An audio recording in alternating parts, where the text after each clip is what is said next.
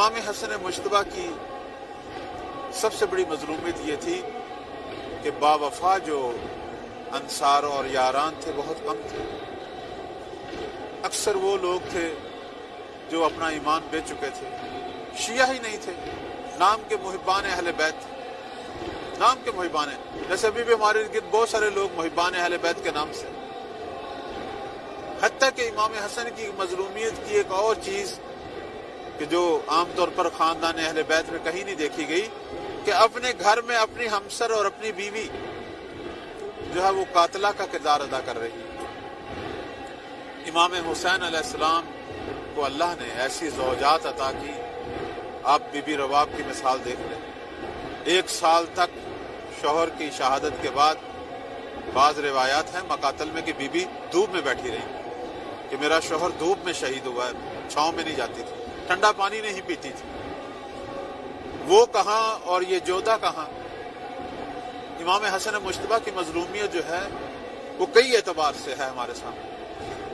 لیکن جو سلو کی امام نے، اس سلو کے اندر مولا نے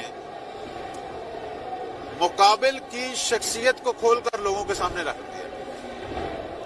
اس لیے ایک دفعہ کسی نے اعتراض کیا تو امام نے کہا یہ فتح مبین ہے، یہ فتح مبین ہے. میرے مد مقابل جو خاندان ہے اس کو عیا ہونا چاہیے. عیا کب ہوگا؟ جب ان کو اقتدار ملے گا. لیکن میں نے جو سلوک کیا ہے وہ کس بات پہ کی ہے؟ تو نے قرآن اور سنت پہ چلنا ہے. امام نے سلوک کے اندر پہلا مادہ جو قرآن اور سنت رکھ کے یہ بتا دیا کہ میری جنگ قرآن اور سنت پہ ہو رہی ہے، قرآن اور تعلیمات پیغمبر پہ ہو رہی ہے. یعنی مد مقابل یہ نہیں چاہتا تھا، میں یہ چاہتا تھا. دوسرا جو امام نے اس کے اندر مادہ رکھا سلو کے اندر، اس میں فرمایا سب علی ختم ہو. میرے بابا امیر المومنین رسول اللہ کے بھائی زوج بطول، جن کی اتنی عظمتیں، جن کو رسول نے اپنا نفس کہا، ان پر سب ہو رہا ہے، اسے بند کیا جائے. تیسرا فرمایا کہ جہاں جہاں بھی ہمارے شیعہ ہیں ان کی جانوں کو، مالوں کو نقصان نہ پہنچایا جائے. جو ان کو بیت المال سے حقوق مل رہے تھے، حق مل رہا تھا، وہ ان کو دیا جائے. بہت ساری شکیں تھیں.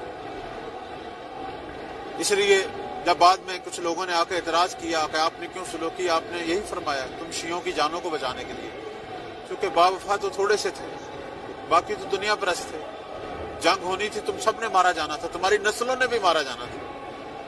میں نے تشیع کو محفوظ کر لیا ہے، آنے والے دور کے لیے محفوظ کر لیا ہے، آنے والے دور قائم کے لیے محفوظ کر لیا. تم لوگوں نے بالآخر قائم تک پہنچنا ہے.